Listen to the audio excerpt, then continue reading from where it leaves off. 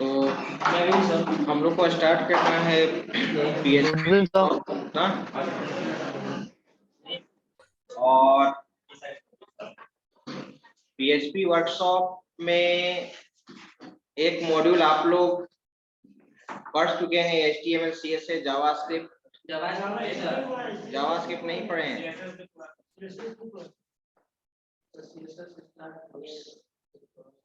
मुझे तो कहा गया कि आप पढ़ चुके हैं।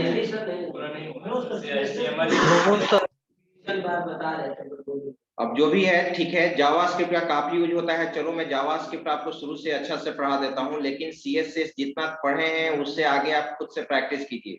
CSS कोई नया चीज नहीं है। CSS बात नहीं करो जी, क्या बात कर रहे हो?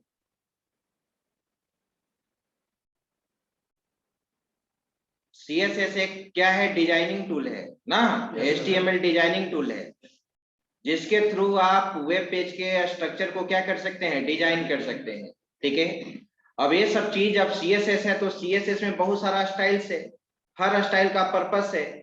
जो चीज CSS में छूट चुका है आप खुद से भी उसको कवर कर सकते हैं। लेकिन जावास्क्रिप्ट प्रोग्रामिंग लैंग्वेज है, यहाँ पे आपको जावास्क्रिप्ट को अच्छे तरीके से आपको देखना होगा। ठीक है, तो मैं जावास्क्रिप्ट को स्टार्टिंग से मैं पढ़ा दूंगा। ठीक है, जावास्क्रिप्ट के बाद ही मैं PHP आपको स्टार्ट करूंगा। ठीक है, तो आइए सबसे पहले एक टर्म हम लोग जानेंगे कि किसी भी वेबसाइट को डेवलप करने के लिए, बनाने के लिए वहां पे दो तरह का क्लासिफिकेशन होता है, एक वेब डिजाइनिंग होता है और एक वेब डेवलपमेंट होता है। अगर आपसे पूछें कि what is difference between web designing and web development, web designing और वेब डेवलपमेंट में क्या अंतर है, क्या दोनों सेम चीज है, अलग अलग है? वेरी गुड, तो क्या है बताइए इसके बारे में कुछ। वेब डेवलपमेंट डिजाइनिंग में सर वो ओवरऑल जो स्क्रीन होता है, यूजर इंटरफेस, उसको डिजाइन करना। जब वेब डेवलपमेंट मतलब कि बैक एंड और फ्रंट एंड दोनों कंबाइन करके जो पूरा साइट बनाया जाता है। बिल्कुल सही आपने बताया। ठीक है, यानी यहाँ पे वेब डिजाइनिंग नाम से पता चलता है कि डिजाइनिंग पार्ट ना, वेबसाइट का जो डिजाइनिंग पार्ट है। ठीक है, जैसे वेबसाइट का, हर वेबसाइट का एक टेम्पलेट होता है, थीम होता है ना। ठीक है, तो वेबसाइट का टेम्पलेट का जो स्ट्रक्चर है उसका लुकिंग क्या होगा, लुक कैसा होगा? ठीक है, उसका लुक कैसा होगा? तुम लोग मास्क लगाओ जी, मास्क लगाने के लिए भूलना नहीं है, तुम भी लगाओ। ठीक है, तुम लगाओ रोहित कुमार। तो यहाँ पे आपको ये देखना होगा, यहाँ पे आपको देखना होगा कि वेब डिजाइनिंग रिप्रेजेंट करता है overall designing part. Overall designing part, overall designing part कहने का मतलब वेबसाइट का क्या टेम्पलेट है। जैसे सिंपल आप एक साइन अप फॉर्म बनाते हो, लॉगिन फॉर्म बनाते हो, यूजर रजिस्ट्रेशन फॉर्म बनाते हो। ठीक है, अब उसको कोशिश करोगे ना कि बहुत सुंदर उसका डिजाइन हो, हमारा साइन अप फॉर्म का, रजिस्ट्रेशन फॉर्म का अट्रैक्टिव लुकिंग होना चाहिए, that is called designing part. लेकिन केवल डिजाइन कर देने से काम नहीं ना चलेगा। साइन अप फॉर्म जब आपने बनाया है तो जब हम साइन अप बटन पे क्लिक करेंगे तो यूजर्स का डिटेल्स डेटाबेस में परमानेंटली सेव होना चाहिए ना, उस पे वर्कआउट होना चाहिए ना। ठीक है, तो उस पे वर्कआउट करने के लिए जो चीज आप PHP और MySQL यूज करेंगे, जो बैकएंड का काम करेंगे, डेटाबेस का काम करेंगे, वही तुम्हारा वेब डेवलपमेंट हो गया। अरे बात समझ में? तो वेब डिजाइनिंग और वेब डेवलपमेंट, वेब डिजाइनिंग में ओवरऑल डिजाइनिंग का कॉन्सेप्ट यूज होता है और वेब डेवलपमेंट में होता है पूरा बैकएंड का काम, उसका सारा ऑपरेशन परफॉर्म होना चाहिए, डेटाबेस से वो क्या होना चाहिए, कनेक्टेड होना चाहिए। यानी PHP और MySQL जो है उसको हम लोग एज ए यूज करेंगे वेब डेवलपमेंट के लिए, और वेब डिजाइनिंग के लिए जो यूज करते हैं वो तुम्हारा HTML है, CSS है, जावास्क्रिप्ट है, फिर तुम्हारा बूटस्ट्रैप है, फोटोशॉप है, कोरल ड्रा है, फ्लैश है और अदर मल्टीमीडिया एप्लीकेशन है। एक अच्छा वेब डिजाइनर अगर आप बन जाते हैं तो मार्केट में प्रोफेशनल वेबसाइट का टेम्पलेट बनाकर सेल कर सकते हो। लेकिन अच्छा डिजाइनर आप तभी होंगे जब बहुत सारा डिजाइनिंग टूल का आपको नॉलेज हो। अब किसी कंपनी का लोगो बनाना है तो प्रोग्रामर लोगो बनाएगा? प्रोग्रामर नहीं ना बनाएगा जी, डिजाइनर बनाएगा। डिजाइनर से ना संपर्क करेगा। Yes, sir. तो इसलिए वेबसाइट को 2 पार्ट कर दिया गया है, एक वेब डिजाइनिंग और एक वेब डेवलपिंग। ठीक है, वेब डेवलपर प्रोग्राम में डेवलप करेगा, Yes, sir. अब डिजाइनिंग का काम है आपको क्या लोगो है, क्या कौन सा बैनर देना है, किस तरह का एनिमेटेड पिक्चर बनाना है, आ रही बात समझ में। Yes, sir. तो ये सब सारा डिजाइनिंग का वर्क होगा। तो हमको नहीं लगता है कि एक अच्छा डिजाइनर बनने के लिए पूरा मुझे किसी का हेल्प का जरूरत है। आप में अब एक क्षमता है कि आप फोटोशॉप खुद से पढ़ सकते हैं, कोरल ड्रॉ खुद से पढ़ सकते हैं, एमएस वर्ड आप खुद से नहीं पढ़ सकते हैं, सारा टूल्स है, टूल्स का पर्पस जानना है, यूट्यूब पे उसका 1000 वीडियो अवेलेबल है। ठीक है, तो आपका प्रश्न जो है कि सर सीएसएस में कुछ पार्ट छूटा हुआ है, तो उसको आप कवर कर सकते हैं, और नहीं तो आपके सीनियर को मैंने आपको पढ़ाया था पूरा HTML CSS, उसका सारा वीडियो, ठीक है, लगभग 120 वीडियो होगा, ठीक है, आपके कॉलेज चैनल पे अपलोड, उसको आप देख सकते हैं। तो चलिए, आपने कहा कि सर जावास्क्रिप्ट नहीं पढ़ा हुआ है, तो जावास्क्रिप्ट को तो पूरी तरह से फोकस करना होगा, ठीक है, तभी हम लोग आगे बढ़ेंगे। तो एक चीज मैं बता देना चाहता हूं कि HTML और CSS ये दोनों डिजाइनिंग टूल है। अभी तक आप स्टैटिक वेब पेज ही ना डिजाइन करते आ रहे हो।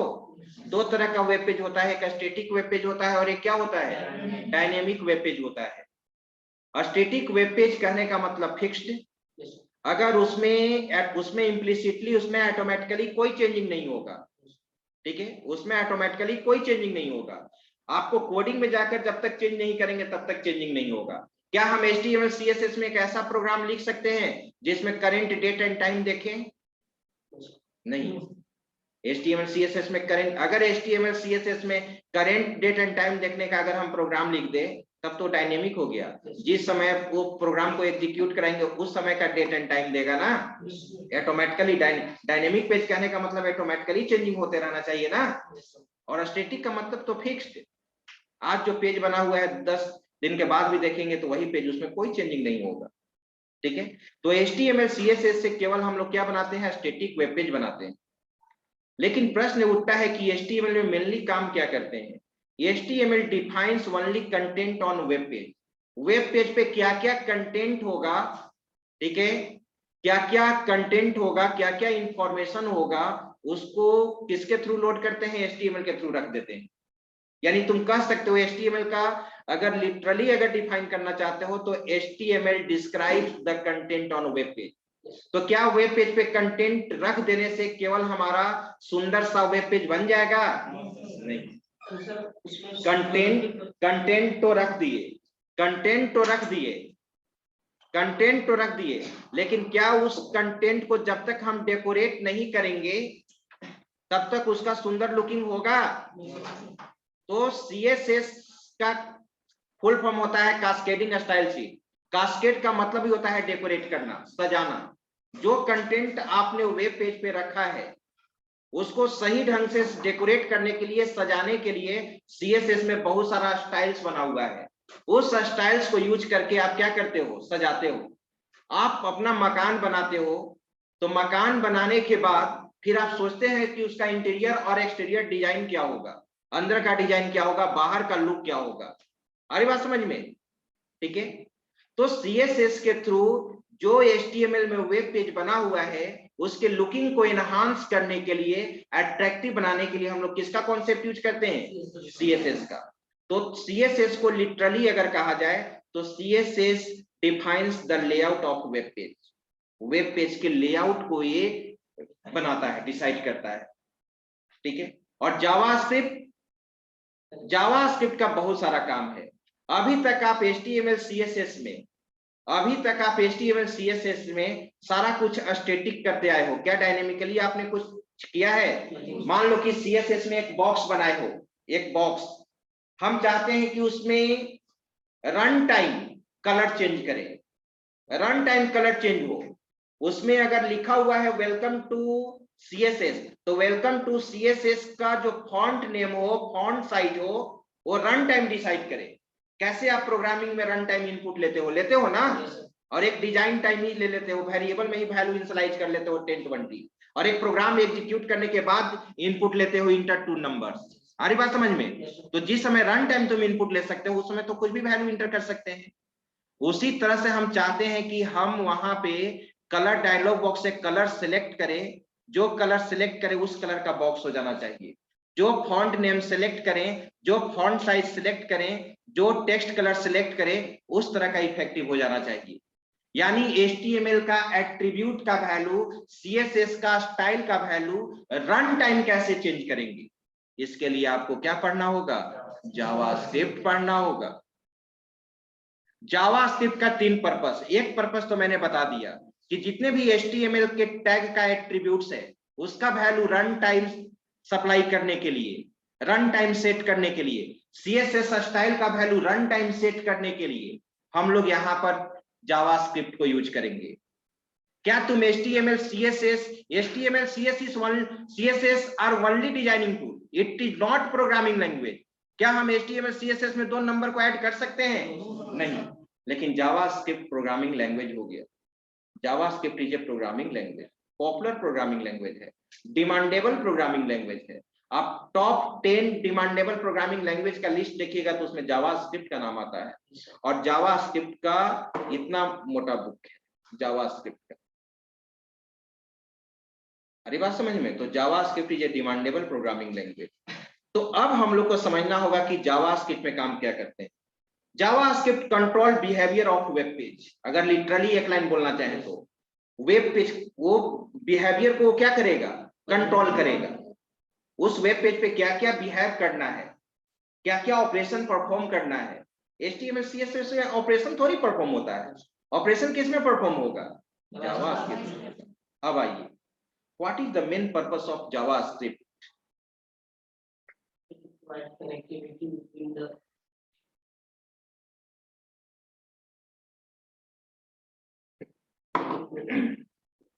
जावास्क्रिप्ट डेटाबेस को सपोर्ट नहीं करता है। पहले सुनिए, पहले सुन लीजिए उसके बाद फिर बोलिएगा। जावास्क्रिप्ट तुम्हारा क्लाइंट साइडेड स्क्रिप्टिंग लैंग्वेज है, राइट? और आपको जानना होगा कि स्क्रिप्टिंग लैंग्वेज क्या, सुनने का क्षमता डेवलप कीजिए। लिखवाने के लिए तो मैं लिखवा ही दूंगा। सुनने का क्षमता जो होना चाहिए वो 100% होना चाहिए। सुनने के बाद कुछ स्टूडेंट होते हैं कि पहले उसको लिखते हैं, लिखने के बाद जब तक वो 10 बार नहीं पढ़ेंगे उनको दिमाग में नहीं जाएगा। कुछ स्टूडेंट होते हैं कि जो सुन लिए वो याद हुआ, क्योंकि अब आपको वो क्षमता डेवलप करना है। क्योंकि आप मल्टीनेशनल कंपनी में जाएंगे साल भर के बाद विप्रो TCS में, तो वहां रिटेन कुछ नहीं है। कोई भी प्रेजेंटेशन होगा बॉस आपका आएगा या ट्रेनर स्टार्टिंग में जो आपको ट्रेनिंग देगा, ठीक है, वहां कुछ रिटेन नहीं होगा, बोलकर समझाया जाएगा। इंटरव्यू में क्या देखता है विप्रो TCS? ऐसा नहीं कि आप पूरा टेक्निकल का एक्सपर्ट हैं, ठीक है, टेक्निकल ऐसा नहीं, वो केवल देखता है कि जो हमारे ट्रेनर्स ट्रेनिंग देंगे इन लोग बच्चों को, जो मैं सिलेक्ट करके ले जा रहा हूं, वो समझ पाएंगे या नहीं समझ पाएंगे।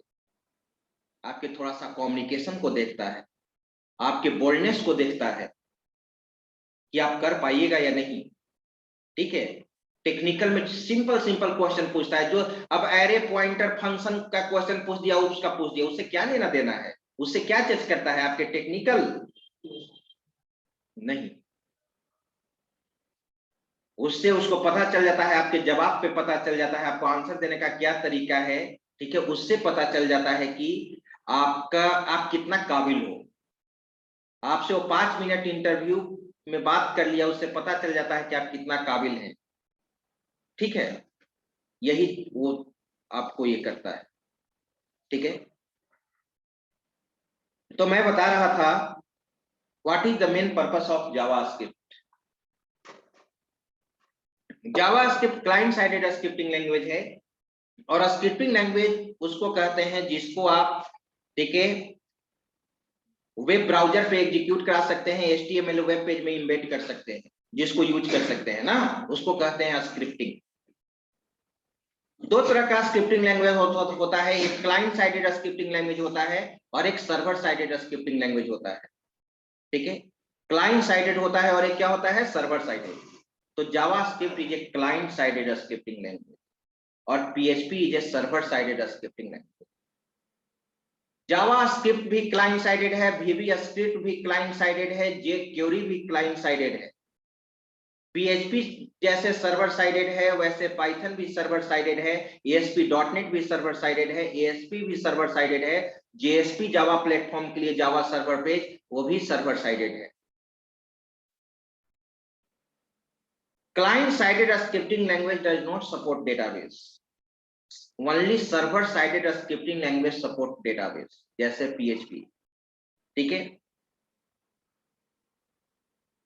क्लाइंट साइडेड स्क्रिप्टिंग लैंग्वेज का फर्स्ट पर्पस है क्लाइंट साइड एरिया पे ऑपरेशन परफॉर्म करना, क्लाइंट साइड एरिया पे ऑपरेशन परफॉर्म करना।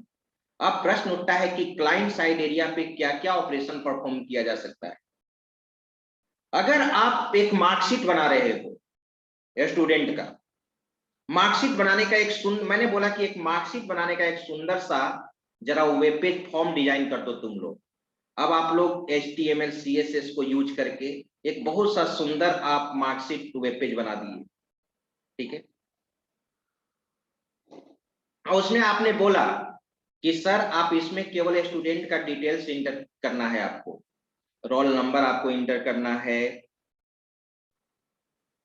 नेम इंटर करना है, कोर्स इंटर करना है, सेशन इंटर करना है। ठीक है, उसके बाद जो जो सब्जेक्ट में वो एग्जाम दिया है उस सब्जेक्ट का मार्क्स आपको इंटर कर देना है। लेकिन क्या वो टोटल मार्क्स, परसेंटेज मार्क्स और ग्रेड भी इंटर करेगा? No sir. कॉपी पे मैनुअली सब उसका टोटल मार्क्स ऐड करेंगे, फिर रिमार्क ग्रेड निकालेंगे, परसेंटेज निकालेंगे, तब उस सॉफ्टवेयर छोटा सा मॉड्यूल बनाने से क्या फायदा? नहीं ना। वहां पर एक कैलकुलेट बटन होना चाहिए, और कैलकुलेट बटन पे जैसे ही क्लिक करें वहां पे टोटल मार्क्स शो कर जाना चाहिए, परसेंटेज मार्क्स कैलकुलेट हो जाना चाहिए, रिमार्क यानी ग्रेड कैलकुलेट हो जाना चाहिए। तब ना वहां पर सेव बटन होगा या सबमिट बटन होगा, और सबमिट बटन पे जैसे ही क्लिक करेंगे रिकॉर्ड सर्वर पे चला जाएगा, और सर्वर पर डेटाबेस है, डेटाबेस में परमानेंटली क्या हो जाएगा? सेव हो जाएगा। तो क्लाइंट साइड एरिया पे ऑपरेशन परफॉर्म जो हम लोग टोटल मार्क्स, परसेंटेज, ग्रेड निकाले वो किस में निकालेंगे? जावास्क्रिप्ट में निकालेंगे। क्या इसका काम HTML CSS में होगा? नहीं। No sir. ठीक है, दूसरा चीज एक और एग्जांपल लिए, कोई कहा कि एक एम्प्लॉय का सैलरी स्लिप जनरेट करने का एक फॉर्म बनाइए। आप एम्प्लॉय का सैलरी स्लिप जनरेट करने का आपने फॉर्म बनाया, उसमें एम्प्लॉय ID इंटर करोगे, उसका नाम, उसका पोस्ट, ठीक है, किस मंथ का वो सैलरी स्लिप आप बना रहे हैं, उसका बेसिक सैलरी इंटर करेंगे, कितना परसेंट HRA मिलता है बेसिक सैलरी का, जो प्रोग्रामिंग में आप करते हो ना, DA कितना मिलता है, TA कितना मिलता है, मेडिकल अलाउंस कितना मिलता है, PF कितना मिलता है। उसके बाद उसका ग्रोस सैलरी और नेट सैलरी निकालोगे ना, तो ग्रोस सैलरी और नेट सैलरी कॉपी पे तो नहीं निकालेंगे, वहां एक कैलकुलेट बटन रहेगा या फाइंड ग्रोस या जो भी रहेगा फाइंड। जैसे ही फाइंड बटन पे क्लिक करेंगे नीचे ग्रोस सैलरी शो कर देगा, नेट सैलरी शो कर देगा, कितना उसको HRA बना शो कर देगा, कितना DA TA, ये आ रही बात समझ में। और वहां पर एक प्रिंट ऑप्शन होगा, तो प्रिंट डायरेक्ट हो जाएगा, और वहां एक सेव बटन होगा, सेव बटन पे क्लिक करेंगे तो डेटाबेस में परमानेंटली क्या हो जाएगा? सेव हो जाएगा। तो जावास्क्रिप्ट का काम क्या है? क्लाइंट साइड एरिया पे ऑपरेशन परफॉर्म करना, यानी डेटा सर्वर पे ट्रांसफर होने के पहले आप क्लाइंट साइड एरिया पे ऑपरेशन क्या कर लो? परफॉर्म कर लो। दूसरा जो बहुत ही इंपॉर्टेंट टास्क, दूसरा इंपॉर्टेंट टास्क क्या है? डेटा को वैलिडेट करना, क्लाइंट साइड एरिया पे डेटा को वैलिडेट करना। सर्वर पे डेटा को ट्रांसफर होने के पहले डेटा वेल मैनर में वैलिडेट हो जाना चाहिए क्लाइंट पे, क्योंकि सर्वर पे डेटा ट्रांसफर हो जाएगा तो सर्वर पे डेटाबेस रखा हुआ है, डेटा परमानेंटली डेटाबेस में क्या हो जाएगा? सेव हो जाएगा, स्टोर हो जाएगा। आप बहुत सारा ऑनलाइन एप्लीकेशन फॉर्म फिलअप करते हैं, कोई फील्ड अगर मिस कर जाता है तो वहां पर बता देता है date of birth is not selected, father's name is blank, mother's name is blank, बताता है ना। इनवैलिड मोबाइल नंबर, 9 डिजिट का मोबाइल नंबर इंटर कर दिए तो बताएगा ना इनवैलिड मोबाइल नंबर। अगर वो मैसेज अलर्ट नहीं किया तब तो सबमिट बटन पे क्लिक करेंगे तो गलत रिकॉर्ड डेटाबेस में सेव हो जाएगा। और जिस समय आपके डेटा को एनालाइज किया जाएगा उस समय आपका डेट ऑफ बर्थ तो ब्लैंक है, होगा ना। तो Yes, sir. आपको इस क्लाइंट साइड पे एरिया को वैलिडेट, डेटा को वैलिडेट करने के लिए जो डेटा इनपुट करेंगे उस डेटा को भी वैलिडेट करेगा और एम्प्टी जो फील्ड है उसको भी वो चेक करेगा। ये काम हम लोग को जावास्क्रिप्ट में करना होगा। आप बहुत सारा वेबसाइट एक्सेस करते हैं, लेकिन आप उस वेबसाइट को तभी एक्सेस करते हो जब वहां दे देता है कि सबसे पहले हमारे यहाँ आप साइन अप कीजिए, आपसे हम कुछ डिटेल्स लेंगे तभी हम लॉगिन करने का परमिशन देंगे। आ रही बात समझ में? तो जब तुम रजिस्ट्रेशन करते हो तो कभी कभी पूछता है ना कि पासवर्ड 10 से 15 कैरेक्टर के बीच में होना चाहिए, ठीक है, एटलीस्ट 6 कैरेक्टर का यूजर नेम होना चाहिए, ठीक है, या फिर पूछता है कि स्ट्रॉन्ग पासवर्ड में पूछता है कि एक अपर अल्फाबेट मैंडेटरी है, एक लोअर अल्फाबेट होना चाहिए, एक डिजिट है, एक स्पेशल। ये सब सारा काम आपको जावास्क्रिप्ट में करना होगा। कैप्चा कोड देखते हो, ठीक है, रहता है ना वो सिक्योरिटी पर्पस के लिए, ठीक है, उसको करना हो तो आपको जावास्क्रिप्ट में करना होगा। JavaScript is the most demandable client sided scripting language. और जावास्क्रिप्ट सीखने के बाद ही आप jQuery सीखोगे। jQuery भी है जावास्क्रिप्ट में, जो 10 लाइन में कोडिंग करते हैं वो jQuery में 5 लाइन में वो कोडिंग हो जाएगा। तो इसके लिए आपको मेहनत करना होगा, केवल टीचर पे डिपेंड नहीं रहना होगा। टीचर अगर 10 लाइन बताए तो उसके बारे में हम 12 लाइन जानने का कोशिश करेंगे, और वो कैसे जानेंगे? आपके पास हर रिसोर्स अवेलेबल है। ऐसा कोई भी चीज नहीं है जो यूट्यूब पे अवेलेबल नहीं है। जहां यूट्यूब देखे कुछ नया चीज लगा तो नेक्स्ट क्लास में हमसे आप पूछ सकते हैं। भले आपको देखने में ये प्रॉब्लम हो सकता है, आज जो बच्चे लोग, ठीक है, मोबाइल ऐप बना रहे हैं उसमें केवल हम लोग गाइडलाइंस कर रहे हैं। ऐसा नहीं कि एंड्रॉयड ऐप का हम एक्सपर्ट है, सारा कुछ आप कर रहे हैं। मैं यूट्यूब का लिंक उस ग्रुप में भेज दे रहा हूं कि ये देखो, ये देखो, ये करो, ये करो। मेहनत आपको करना होगा। आप जितना मेहनत कर सकते हैं उतना हम लोग अब मेहनत नहीं करेंगे। तो अगर मेहनत नहीं कीजिएगा तो आप अच्छा प्रोजेक्ट नहीं बना पाएंगे। और देखिए आज जो सब प्रोजेक्ट ऐप पे बना रहा है, ठीक है, देखने आज अभी जस्ट लाइब्रेरी में देखकर हम आ रहे हैं, तभी 5-10 मिनट लेट हुआ, ठीक है। वहां पे लिकर पे बन रहा है, लिकर बैन पे, फिर DRCC पे बन रहा है। तो ये सब ऐसा थोड़ी है कि हम आप पूरा जानेंगे तभी चीज बनाएंगे, लेकिन आपको कोशिश करना होगा। बिना कोशिश किए हुए तो कुछ पॉसिबल है ही नहीं।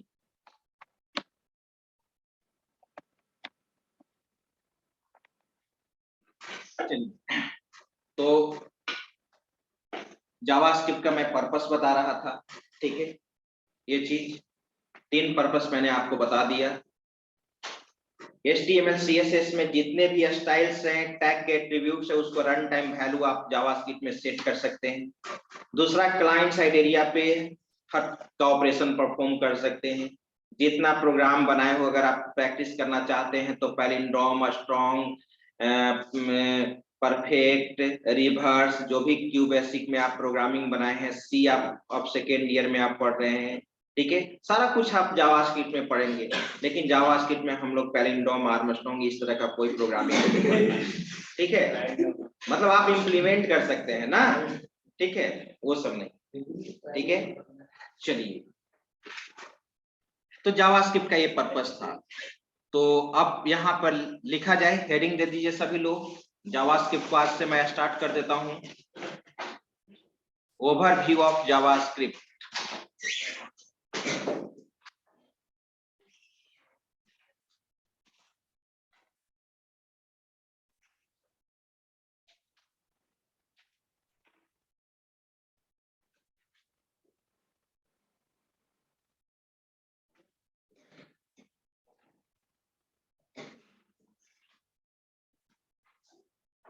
ओवरव्यू ऑफ जावास्क्रिप्ट लिखा जाए पॉइंट वाइज। फर्स्ट पॉइंट लिखिए, it is the most popular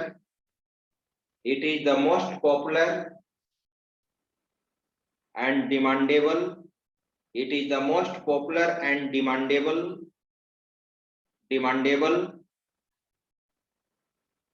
client-sided scripting language. Client-sided scripting language. Client-sided scripting language, which was developed by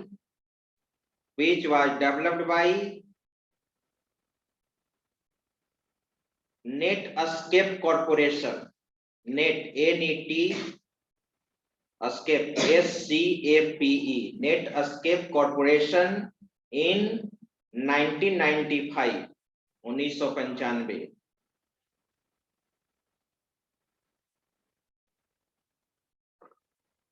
Next point.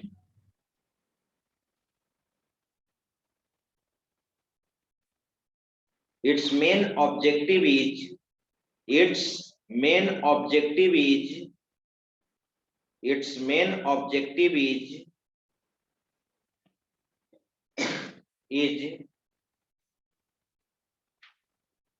to perform operation and validate data at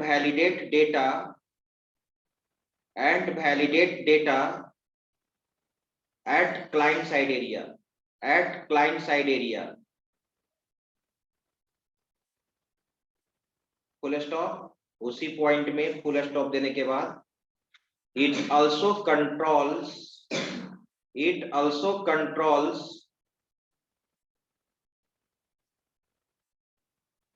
behavior of web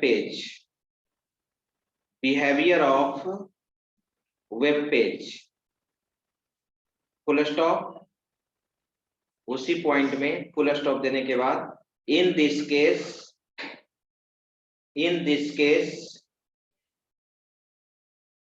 we can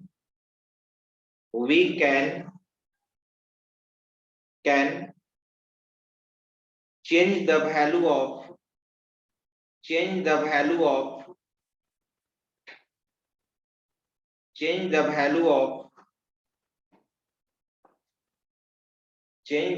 of a style and attributes during runtime.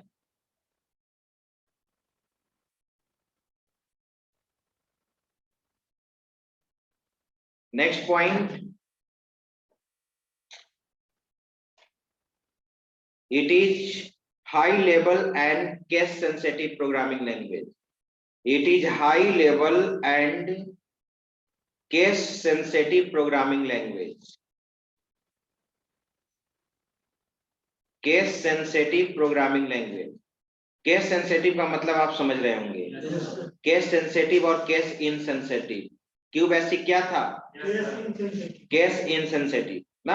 आप upper case में लिखो या lower case में लिखो, कोई फर्क पड़ता था? नहीं, ठीक है। लेकिन आप कुछ पाइथन का भी वर्कशॉप किए होंगे, पाइथन हमारा क्या था? केस सेंसिटिव ना, ठीक है। सी आप पढ़ रहे हो, वो भी हमारा क्या है? केस सेंसिटिव है, ठीक है। तो उसी तरह से जावास्क्रिप्ट भी हमारा क्या है? Case sensitive programming language.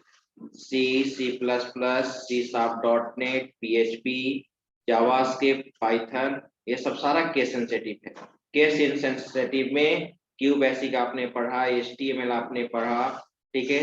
फिर आप थर्ड ईयर में विजुअल बेसिक पढ़ोगे, ठीक है। ये सब केस इनसेंसिटिव है, ठीक है। और जितने भी डेटाबेस होता है, चाहे तुम ओरेकल पढ़ोगे या आपको थर्ड ईयर में ओरेकल पढ़ना है, BSc IT वाले को पढ़ना है SQL सर्वर, तो कोई भी डेटाबेस आप पढ़ेंगे तो वो क्या होता है? केस इनसेंसिटिव होता है। कोई भी डेटाबेस केस सेंसिटिव नहीं होता है। चलिए नेक्स्ट पॉइंट लिखा जाए। अभी तक आप HTML और CSS के प्रोग्राम को एग्जीक्यूट कराते आ रहे हैं वेब ब्राउजर के थ्रू, तो जावास्क्रिप्ट का भी प्रोग्राम हमारा वेब ब्राउजर के थ्रू ही एग्जीक्यूट करेगा। इसको एग्जीक्यूट करने के लिए अलग से कोई सॉफ्टवेयर इंस्टॉल करने की जरूरत नहीं है। हाँ, लेकिन जब पीएचपी हम स्टार्ट करेंगे तो वहां पर वेब सर्वर इंस्टॉल करना होगा, वैम्प वेब सर्वर या जैम्प वेब सर्वर ना। ठीक है, लिखा जाए next point. JavaScript program can be executed with the help of web browser. JavaScript program can be executed with the help of web browser.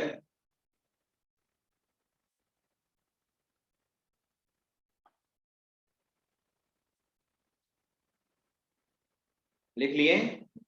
तो थोड़ा रिपीट कीजिए।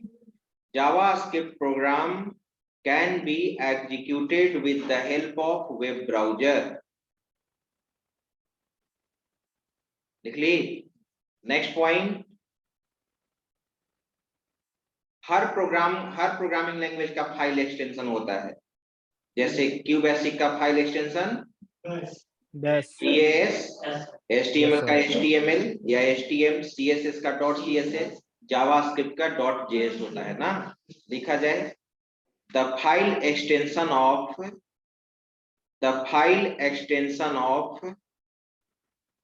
JavaScript, the file extension of JavaScript is .h, is .h, is .h नहीं .js, sorry .js,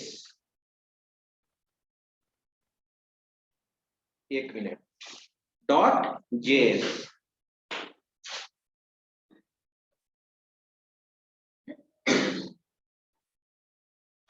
हाँ, तो next point लिखा जाए। Next point, Java program क्या था, जावास्क्रिप्ट का फाइल एक्सटेंशन क्या होता है, .js ना। ठीक है, अब जावास्क्रिप्ट के सोर्स कोड को आप HTML वेब पेज में क्या कर सकते हैं, एम्बेड कर सकते हैं, यूज कर सकते हैं। जैसे CSS का कोडिंग आप HTML में लिखते थे ना, स्टाइल टैग के थ्रू। आप 3 तरह का स्टाइल पढ़े होंगे, इनलाइन पढ़े होंगे, इंटरनल पढ़े होंगे, एक्सटर्नल पढ़े होंगे ना। ठीक है, जब एक्सटर्नल CSS फाइल को एम्बेड कर रहे होंगे तो एक्सटर्नल जो CSS फाइल बनेगा वो, जिसका फाइल एक्सटेंशन क्या होता था, .css। तो उसी तरह से आप जावास्क्रिप्ट के सोर्स कोड को एम्बेड कर सकते हो HTML में स्क्रिप्ट टैग के अंदर। जैसे स्टाइल टैग के अंदर आप CSS का कोडिंग लिखते थे ना, उसी तरह से जावास्क्रिप्ट के सोर्स कोड को आप स्क्रिप्ट टैग के अंदर लिख सकते हैं। दूसरा तरीका, आप अलग सेपरेट जावास्क्रिप्ट का फाइल बनाओगे जिसका फाइल एक्सटेंशन .js होगा, उसको भी HTML में कॉल कर सकते हो ना। ठीक है, तो एक लाइन लिखो, it can be embedded,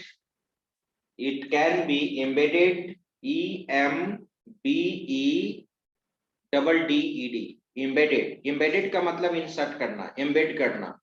ठीक है, it can be embedded in HTML web page. HTML web page में इसके कोडिंग को आप क्या कर सकते हैं, एम्बेड कर सकते हैं। नेक्स्ट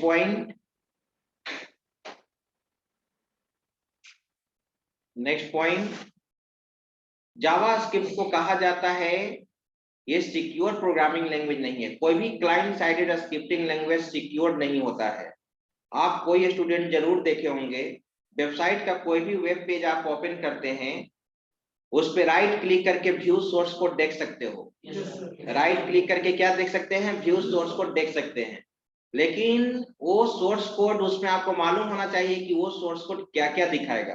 वो केवल source code HTML, CSS, JavaScript, bootstrap, ये सब का सोर्स कोड दिखाएगा, जावास्क्रिप्ट का सोर्स कोड दिखाएगा। आप सर्वर साइडेड का सोर्स कोड नहीं देख सकते हैं। अगर वो पेज PHP बना होगा तो PHP का सोर्स कोड आप नहीं देख सकते हैं। अगर वो ASP.NET में बना होगा तो ASP.NET का नहीं देख सकते हैं। अगर वो JSP में बना हुआ होगा तो JSP का नहीं देख सकते हैं। केवल आप क्लाइंट साइडेड स्क्रिप्टिंग लैंग्वेज का ही व्यू सोर्स कोड देख सकते हैं। पॉइंट लिखा जाए, it is not secure language, it is not secure language because we can view source code, we can view source code, view source code of web page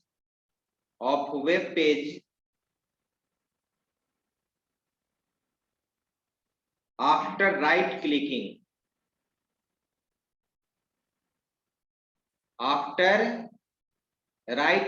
on web page, after right clicking on web page.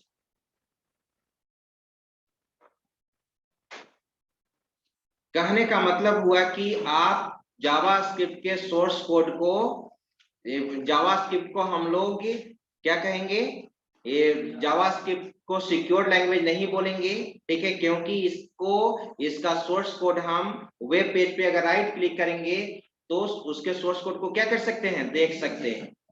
अरे बात समझ में? अब कैसे देखेंगे, कुछ लोग तो जानते भी हैं, जो लोग नहीं जानते होंगे वो मैं आगे बताऊंगा, ठीक है। नेक्स्ट पॉइंट, कोई भी client sided scripting language database को सपोर्ट नहीं करता है। लिखा जाए नेक्स्ट पॉइंट में, it does not support database, it does not support database, ये डेटाबेस को सपोर्ट नहीं करता है। Next point, it is portable, it is portable because all browsers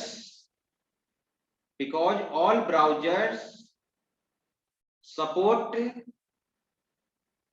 JavaScript. इसको पोर्टेबल इसलिए बोला जाता है कि जितने भी वेब ब्राउजर हैं, गूगल क्रोम हो या इंटरनेट एक्सप्लोरर हो या मोजिला फायरफॉक्स हो या सफारी हो, सारे जावास्क्रिप्ट को क्या करता है, सपोर्ट करता है, इसलिए इसको क्या कहा जाता है, पोर्टेबल है, ठीक है। Next point, it is object based programming language, it is object based BASED, it is object based programming language. ये हमारा ऑब्जेक्ट बेस्ड प्रोग्रामिंग लैंग्वेज है। दो तरह का प्रोग्रामिंग होता है, एक प्रोसीजरल प्रोग्रामिंग आप बेसिक पढ़ चुके हैं, अभी सी पढ़ने जा रहे हैं, और एक ऑब्जेक्ट ओरिएंटेड प्रोग्रामिंग होता है, ठीक है, जो आप पाइथन आपने पढ़ा है वर्कशॉप, बहुत से स्टूडेंट नहीं पढ़े होंगे, लेकिन पाइथन में भी ये वर्कशॉप स्टार्ट भी होगा एडोन में कि नहीं, हो गया, ठीक है। तो उसमें उप्स का कॉन्सेप्ट है ऑब्जेक्ट ओरिएंटेड, लेकिन ऑब्जेक्ट ओरिएंटेड और ऑब्जेक्ट बेस्ड में डिफरेंस है, ऑब्जेक्ट ओरिएंटेड और ऑब्जेक्ट बेस्ड में डिफरेंस है। जैसे जावास्क्रिप्ट ऑब्जेक्ट ओरिएंटेड नहीं है, थर्ड ईयर में जो विजुअल बेसिक आप पढ़ेंगे वो ऑब्जेक्ट ओरिएंटेड नहीं, ऑब्जेक्ट बेस्ड है। हाँ, वही एडवांस जो मैं AKU 5th सेमेस्टर को पढ़ा रहा हूँ BCA में, उन लोग को VB.NET है, वो ऑब्जेक्ट ओरिएंटेड, ऑब्जेक्ट बेस्ड वो ऑब्जेक्ट बेस्ड है केवल आपका जो थर्ड ईयर में आप पढ़ेंगे, ठीक है। ऑब्जेक्ट बेस्ड में क्या होता है कि हम लोग केवल बने बनाए हुए क्लास पे काम करते हैं, जो भी क्लास है वो बने बनाए हुए क्लास पे काम करते हैं, अपना क्लास नहीं बना सकते हैं। एक क्लास के फीचर्स को दूसरे क्लास में आप इनहेरिट नहीं कर सकते हैं। ऑब्जेक्ट ओरिएंटेड एक ऐसा लेटेस्ट मेथोडोलॉजी है, object oriented is the latest programming technology which is used to reduce the complexity of program with the help of class, object inheritance, polymorphism, data abstraction, message passing. These are tools of object oriented programming. तो object based ये सबको support नहीं करता है, बस बने बनाए हुए क्लास पे हम लोग क्या करते हैं, वर्कआउट करते हैं। तो जावास्क्रिप्ट में भी यही चीज, अरे बात समझ में, इसीलिए इसको क्या कहते हैं, ऑब्जेक्ट बेस्ड कहते हैं। क्लियर, ठीक है। लास्ट पॉइंट लिख लेंगे, JavaScript it supports exception handling, it supports exception handling, EXCEPTION, it supports exception handling, EXCEPTION, it supports exception handling. अब देखिए सी भी एक्सेप्शन हैंडलिंग को सपोर्ट नहीं करता है। पहले जानना होगा कि एक्सेप्शन हैंडलिंग होता क्या है, एक्सेप्शन क्या होता है। दो तरह का एरर होता है, एक कंपाइल टाइम एरर होता है और एक रन टाइम एरर होता है। कंपाइल टाइम एरर जनरेट होता है ड्यू टू सिंटेक्स प्रॉब्लम। जब प्रोग्राम को कंपाइल कराएंगे, कहीं सेमीकोलन छोड़ दिया, कहीं कीवर्ड में स्पेलिंग मिस्टेक हो गया, कहीं अपर केस के जगह लोअर केस लिख दिया, कहीं लोअर केस के जगह अपर केस लिख दिया, यानी syntax problem. Compile time error is also known as syntax error. तो कोडिंग में आप जाके सही करते हो, सही हो जाता है।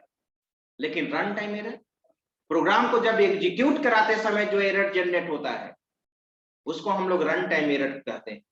रन टाइम एरर क्यों जनरेट होता है?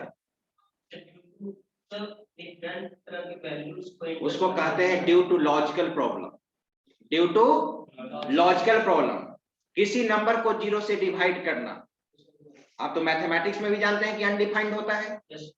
आप किसी नंबर को 0 से डिवाइड कर रहे हैं, सी प्रोग्रामिंग पढ़ रहे हो, 10 को 0 से डिवाइड करना तो प्रिंट नहीं करेगा, कंपाइल कर जाएगा, लेकिन रन टाइम एरर जनरेट हो जाएगा। That is called exception. उस फाइल को एक्सेस करने जा रहे हैं जो फाइल ऑलरेडी अवेलेबल है ही नहीं। एरे का साइज डिफाइन किया है 10, तो इंडेक्स वैल्यू 12 नहीं ना होगा, उसी रेंज का इंडेक्स वैल्यू यूज करेंगे। That is called logical problem. Logical problem को हैंडल करने के लिए एक्सेप्शन हैंडलिंग टूल लाया गया है। C++ से इसका कॉन्सेप्ट आ गया है, लेकिन जावा का एक्सेप्शन हैंडलिंग बहुत ही पावरफुल है। ठीक है, तो जावा स्क्रिप्ट भी सपोर्ट करता है क्या? एक्सेप्शन है। तो यही है आपका इसका ओवरव्यू। नेक्स्ट क्लास में हम लोग देखेंगे how to write JavaScript program. JavaScript program को कैसे लिखेंगे, कैसे इसको एग्जीक्यूट कराएंगे, वो चीज हम लोग नेक्स्ट क्लास में देखेंगे। ठीक है, चलिए अब अटेंडेंस हम लोग बना लेते हैं।